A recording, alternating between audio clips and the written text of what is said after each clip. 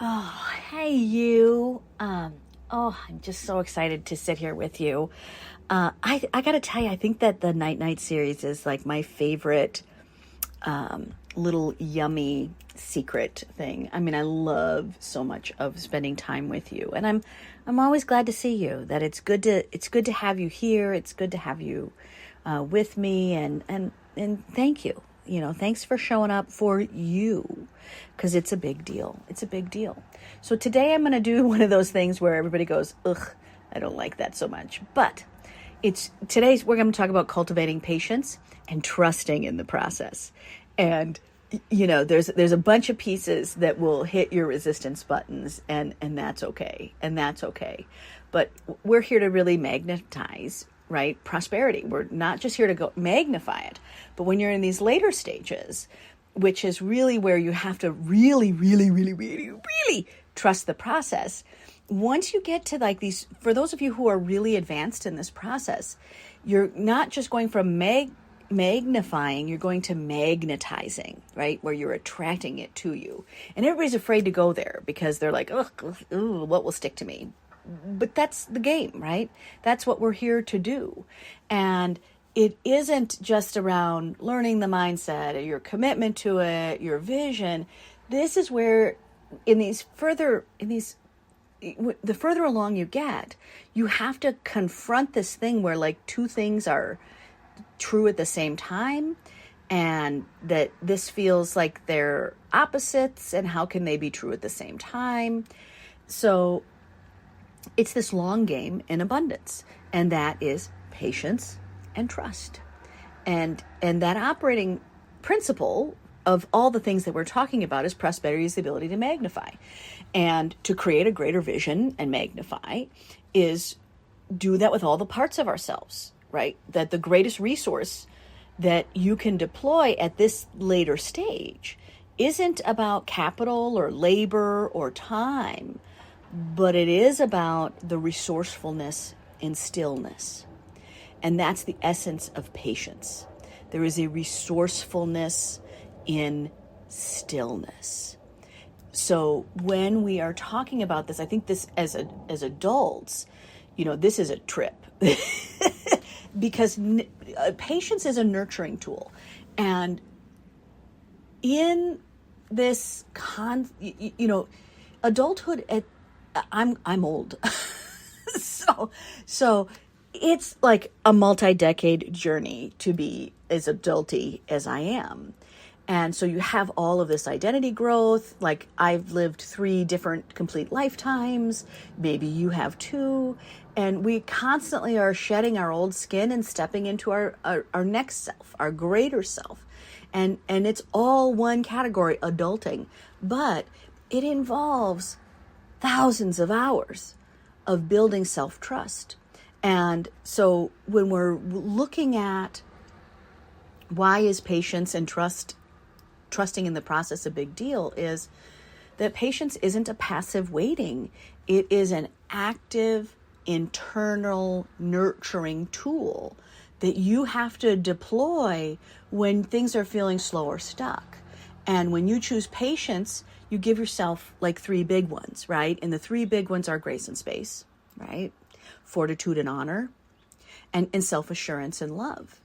And when you give yourself those 3 in patience, because that's what patience is about, right? It is an active, nurturing tool that we give ourselves internally. So space and grace is like, I'm going to accept that the timeline's not linear. I'm going to be willing to go like perfection is a myth. And you get to give your vision, yourself, all of life, a little room to breathe. A little bit of time to course correct without panic. Some evolution, right? That's grace and space. And it is critical that, and you have to be patient to do that. It's not like, here, yeah, blah, throw it away. No, you got to kind of, gently go, there you go, baby, right? You give it in full spectrum. You give it with an open heart. Grace and space is given with an open heart. And it is really that room to breathe is a magnifier. That is the magnifier in this. The other thing about that patience as a nurturing tool is that it gives us fortitude and honor, because we will honor the work that you've already done. Patience is also the recognition for that results don't follow a calendar. They follow consistency. So if you can count on your consistency, if you have that track record, you're going to feel really good about it. You know, if you walk every day, you're going to get the benefits of walking every day. It's not like, you know, you walk today and that was a huge thing. Well, maybe it's not, but when you do it every day for thousands of days, it is a big deal. So it's fortitude and honor. That's the other piece that comes in this multi-decade lesson. And then we have this self-assurance and love. And that's what I mean about this kind of internal affirmation that I'm committed to this process regardless of the timeline. And I remind people when you first start listening to my podcast or going to the classes that this takes a long time to reformat how you think about things and the trust that you build within yourself, and to really become honestly patient. You know, for those of you who have sat in a room with me, you know by sitting there that my energy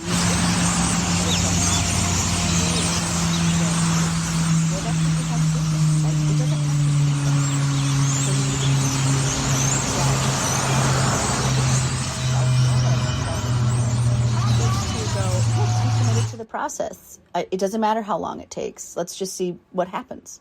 And that self-assurance and love is also how we just really pay attention to our own processes. When we get a block in patience is when our work isn't finished. So like and that's sometimes undigested life, right? So this frenetic action that you have to have. So unfinished work, I think, is like when most people lose patience the fastest. And when we're triggered by the visibility of unfinished work, because guess what? The only thing worse than an unanswered question for any high achiever, the only thing worse than an unanswered question is number 2, which is the visibility of unfinished work. Or something that was rushed through and caught. So patience, you know, for all of you leaders out there, there's a reason to practice it. Because if you don't like unanswered questions, you really don't like the visibility of unfinished work. And you can see this in actually other people that you are hanging with, right? That they haven't done their emotional work. And you can see like their traumas, their triggers, and the more work that you do on yourself, the more you recognize it in others, because it was you a distant past ago. So if you skimmed a detail, that inner voice of judgment is, you know, loudest when you're still. And then it forces you into this like fix it action.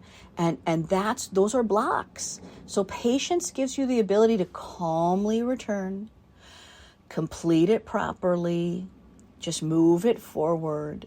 And like if I'm standing in a checkout line, right, that's the self-assurance and love I'm going to give, right? Where I'm going, hey, I'm not rushed. Everything is going to work here. My life always works out. Like I will assure that person who's starting to get their frantic pace of like, there's too many people in line, I'm too slow or whatever. Yeah, no, we are fine.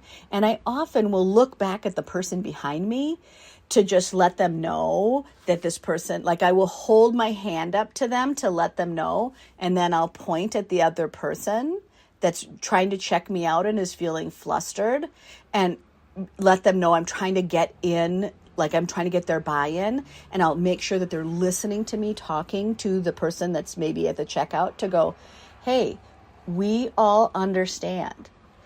We have a little bit of patience here. You're doing a great job. We would rather wait 1 second for you to figure it out than to have you be flustered and make a mistake. So, and the person behind me usually goes, oh, yes, we want that. We want the unflustered person because they're next in line. So patience is that ability to calmly return to the work, to complete it properly, and then move forward with peace. And what every single time happens is you watch that person's stress level go down because they have what you just said, and then they have the affirmation of the person behind them. So one of the things about patience is learning when people lose it, right? So for you as a leader, you're going to see when it's needed out here. I need you to focus on when you need it inside you. I need you to give you the grace and space. I need you to practice fortitude and honor on you. And I need you to affirm your commitment to your processes, no matter how long they take. And this is the highest form of self-love, is to go, you know what? We're going to figure it out. We're going to figure it out. The other thing that is the block is, you will notice this a lot in other people, but it's this arousal that comes in impatient, right? It's also an addiction to avoidance. It's seductive. It's seductive. And why I address it is because it's so seductive. And anger, impatience, judgment, speaking out, these are addictions, but they have this twin arousal state that we use to create this false sense of control or high performance. So I do want to I'm not going to dig into it, but it has this twin arousal state that's really mucky. And I think that could probably be its own conversation. But, when you think about it, like when you're rushing from one thing to the next, you're constantly agitated by delays or whatever. Like, this is exciting, but it's a chemical rush. And it gives you a hit of adrenaline. It gives you some cortisol. And for a lot of people, that chaos train makes them feel alive. It makes them feel productive. The problem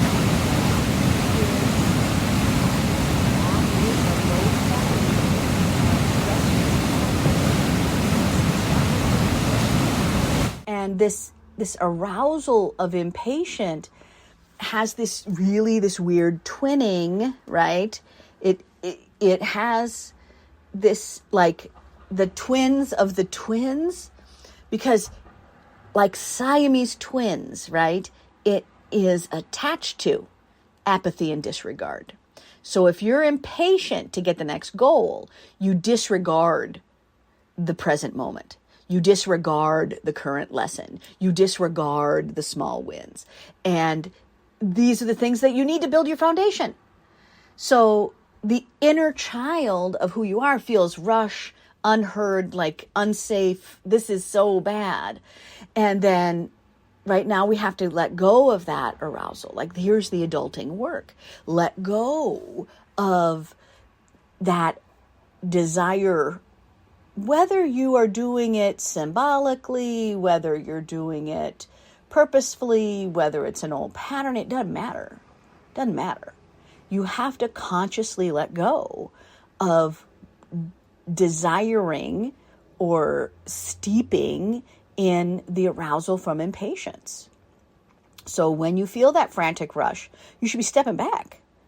Is this really, like, is this my drive? Or is this an old addictive pattern trying to avoid the discomfort of stillness, of holding still? And that's really what we're impatient about. I don't like holding still. I don't like holding still. Like, I am an impatient. I have been in the car. You've been in the car when it's rush hour and somebody's impatient.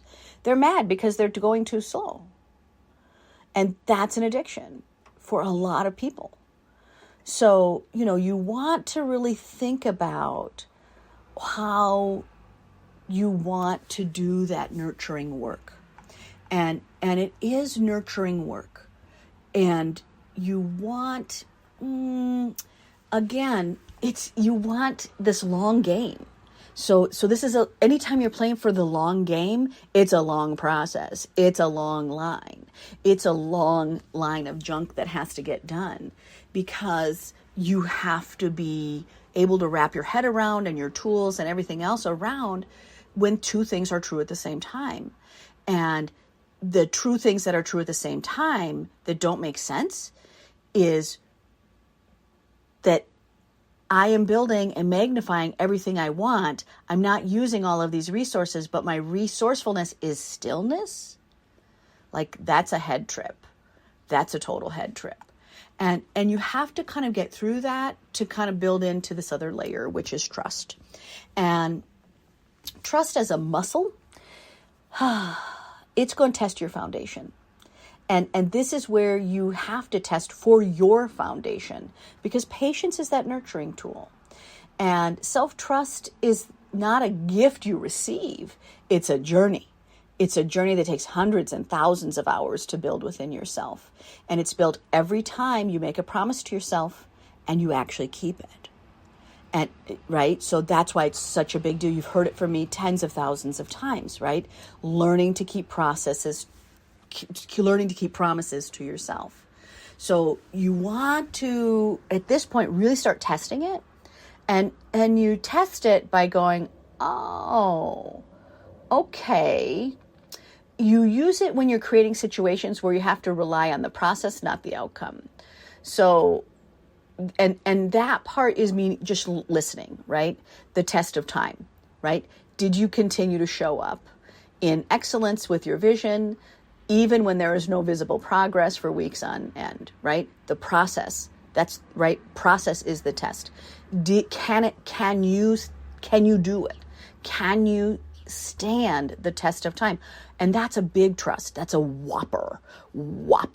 Like, I will continue moving forward on this for a long period of time, even if I don't see the visible progress. And that's really tough. The second one is the test of opposition. And we always have, I have a lot of criticism. People criticize me all the time for everything. That I can't think of anything that somebody can't criticize me for. And so you have to really look at, like, what's my reaction to that? And sometimes my reaction is just flat out laughter, because I know that everyone has this unrealistic expectation of me.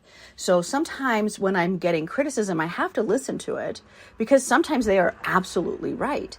But the test is, do you collapse in doubt?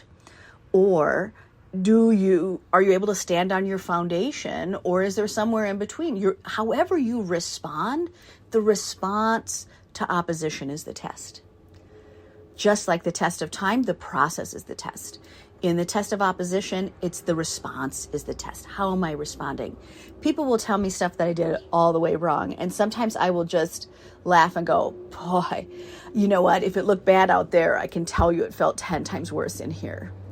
And they're like, oh, yeah, okay. And now they kind of, now we're on the same piece. Now we can really talk about it. The third little trust test is really about being quiet. When you finish a massive action, there's like this huge quiet after the push. And are you able to stay present and grounded without immediately going into exterior validation? So can you listen to your own internal quiet, knowing that you've already sown the seeds, right? So in that case, stillness is the test. So can you listen, especially after a thing of massive action? So like, this is a big thing that's happening. Can you just be alone with yourself, knowing that you put it out there? It's out there.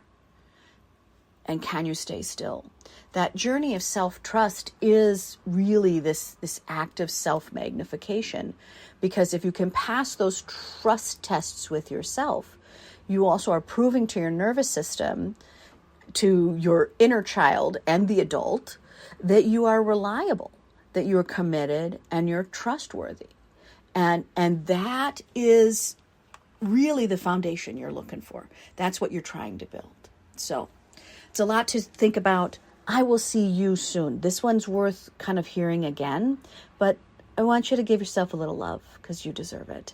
And I'm always glad to hear from you. I'm glad to hang out with you, and I'm thankful for our time. All right. I'll see you soon. Night, night.